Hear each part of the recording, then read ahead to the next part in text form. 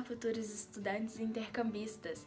Meu nome é Carol Alves e eu estou aqui para ajudar vocês a realizar o sonho de estudar fora.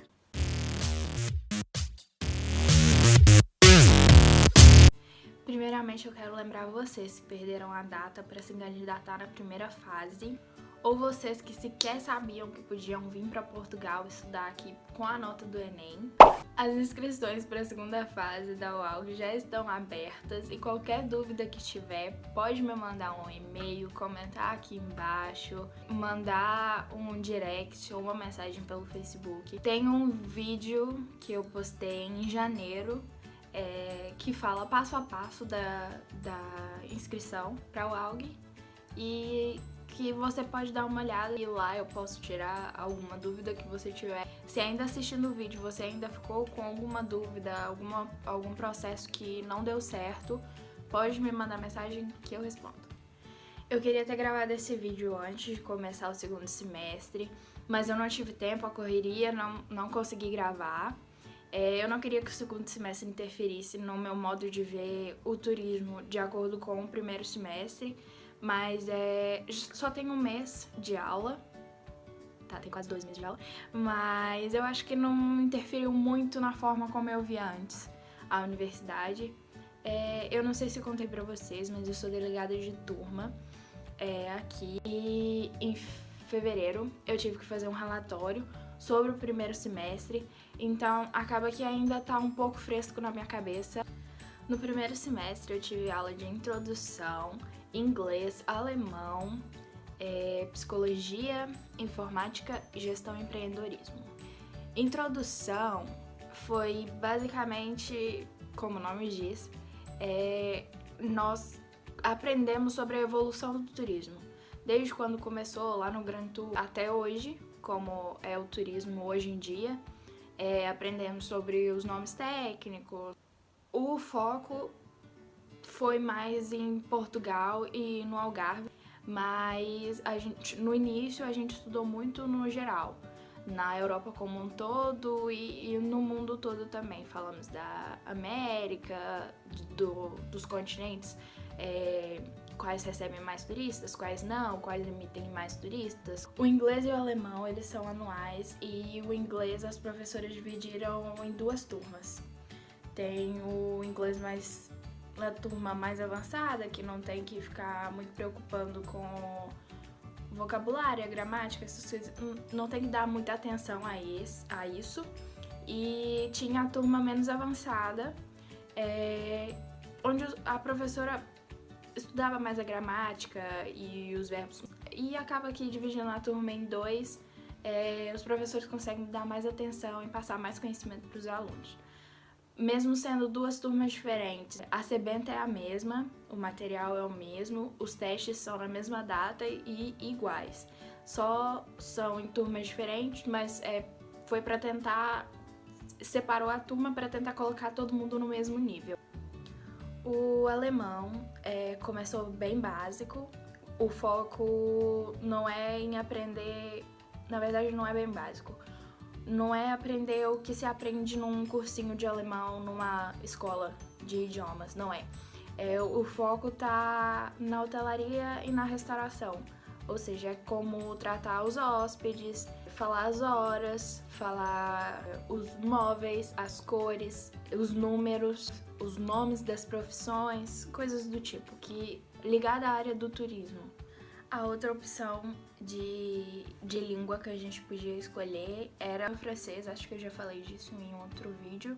Eu não sei bem como é a aula de francês, porque eu não fiz, a gente tem que escolher entre um e outro, até tem uma discussão dentro da universidade e os alunos para ter essa oportunidade que os alunos façam os 2 idiomas, tanto o alemão quanto o francês. E não sei, vamos ver como é que vai ser daqui uns tempos. Nas aulas de psicologia a gente começou a entender como um destino faz para atrair os turistas, como que um destino faz para mostrar para o turista que ele deve viajar para aquele lugar.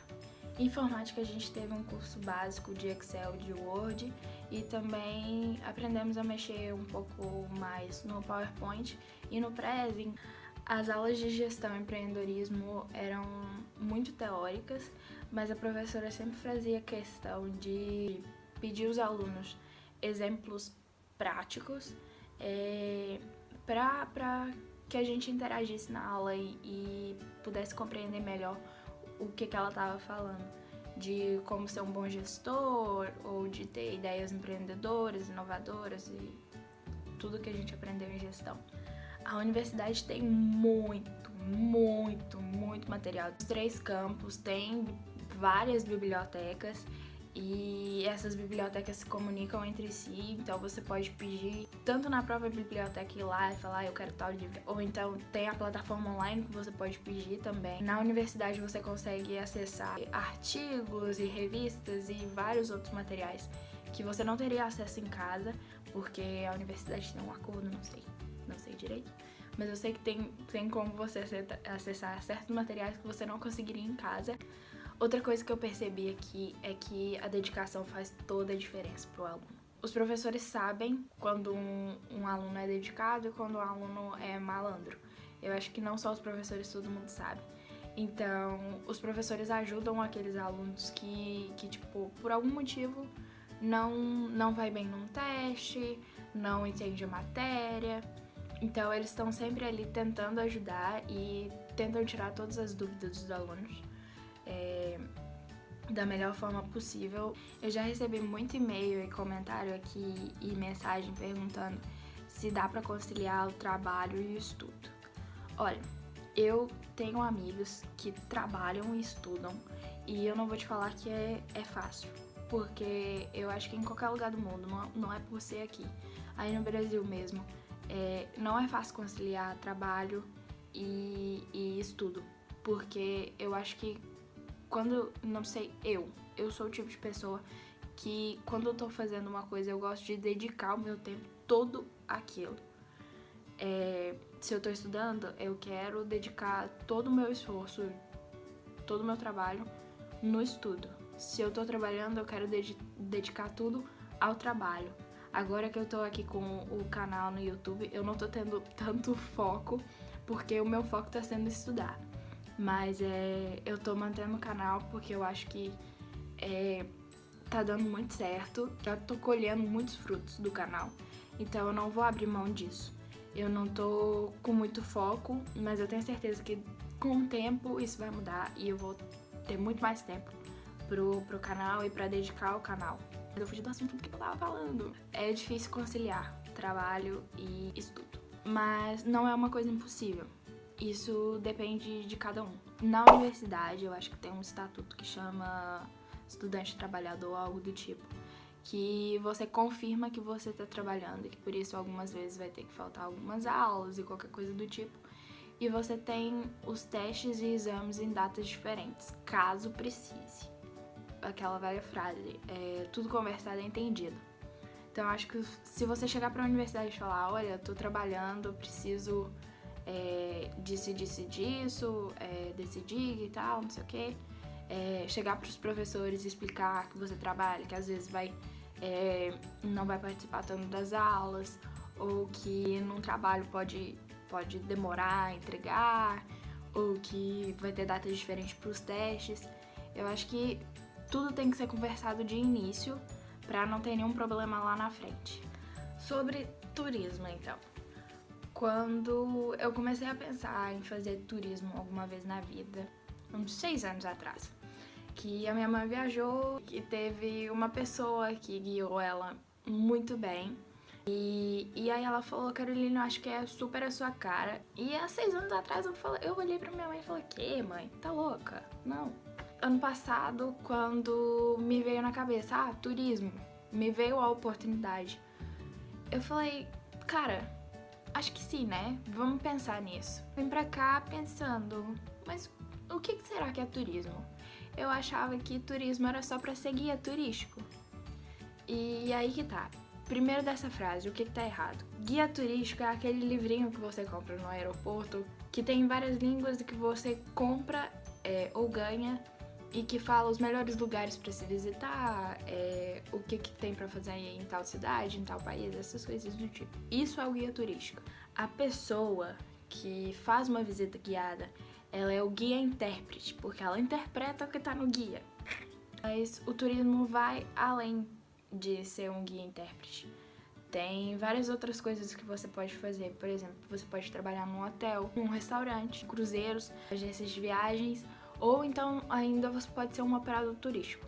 O que é operador turístico, Caroline? Vocês devem estar se perguntando. São aquelas pessoas que fazem o pacote ou as viagens de grupo. Sabe quando você vai numa agência de viagem, eles te entregam um panfleto com toda a viagem planejada, com alojamento, transporte, onde é que você vai, onde é que você não vai, até a hora que você vai no banheiro. Então, isso aí que um operador turístico faz. Quando me perguntam, Caroline, o que você vai fazer da vida quando você formar, Caroline? Eu ainda não sei. Acho que ainda não tá na hora de decidir. Eu tenho uma breve ideia. Eu penso em trabalhar em qualquer coisa relacionada ao intercâmbio. O intercâmbio foi uma fase muito feliz na minha vida. Todo mundo que me conhece sabe que eu só falo do meu intercâmbio, amo falar do meu intercâmbio. E amo ajudar as pessoas. Todo mundo que vem falar comigo de intercâmbio, meu Deus do céu. Eu acho que eu fico... Se deixar, eu saio falando. Hoje eu penso que eu vou trabalhar em alguma coisa relacionada ao intercâmbio. Mas pode ser que lá na frente eu fale, não, eu quero trabalhar num cruzeiro. Não sei. Pode ser que lá na frente eu fale, eu quero ser professora. Não sei, já cogitei essa possibilidade também. Eu acho que tem muita matéria ainda que eu vou aprender, que eu possa gostar, que eu possa querer aprender mais sobre isso, que eu possa querer ter uma formação nisso. Por exemplo, o jornalismo, que eu sempre falei que quis fazer o jornalismo, sempre sonhei em fazer jornalismo. Posso relacionar o jornalismo ao turismo, ligar ele no marketing, não sei. Pode ser que lá na frente eu veja uma outra oportunidade.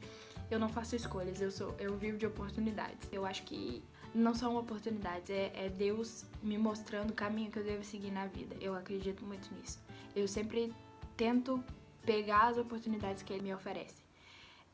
Então pode ser que lá na frente eu não tenha a oportunidade de trabalhar no intercâmbio, mas que eu tenha a oportunidade de trabalhar com outra coisa que vai me fazer muito mais feliz e que vai me render muito mais também. Então, pessoal, eu já tô aqui. Que horas são? São 1h14 da manhã. E eu tô aqui fazendo vídeo pra vocês. Olha a dedicação da pessoa. Eu espero ter ajudado vocês. Se você assistiu esse vídeo até o final e aguentou essa voz chata que eu sempre tenho, não vai dar um like nesse vídeo. Você acha que esse vídeo não merece um like? Comenta aqui embaixo por que você acha que esse vídeo não merece um like. Por que você não gostou desse vídeo? Por favor. Já se inscreve no canal, aperta esse botãozinho aqui embaixo, ó, tá em algum lugar. O botãozinho vermelho, já aperta o sininho pra você não perder nenhum vídeo que eu postar. Quando você apertou esse sininho, toda vez que eu postar um vídeo, você vai receber a notificação e já vai ficar sabendo em primeira mão que eu postei um vídeo e vai vir aqui olhar.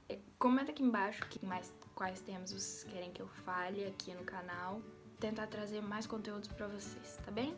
E compartilhem esse vídeo, gente. Compartilhem esse vídeo com as pessoas que vocês conhecem em sonho de vir morar em Portugal, não só para estudar. O like de vocês é muito importante porque ajuda na divulgação também. E quando vocês compartilham, manda no grupo da família, manda no grupo de amigos. Compartilhem esse vídeo, gente. Aperta o botãozinho aí, ó, tem um share aqui embaixo. Aperta nesse botãozinho que já vai direto aparecendo aí, copiar o link, ou então mandar no WhatsApp, mandar no Facebook. Tem várias formas de você mandar, de compartilhar esse vídeo. Me ajudem aí a ter mais subscritores ou inscritores, qualquer forma. Eu já não sei mais se a minha cabeça, se eu penso em português daqui ou português Brasil. Já tô confusa. Mas é isso, gente. Um beijo e até a próxima.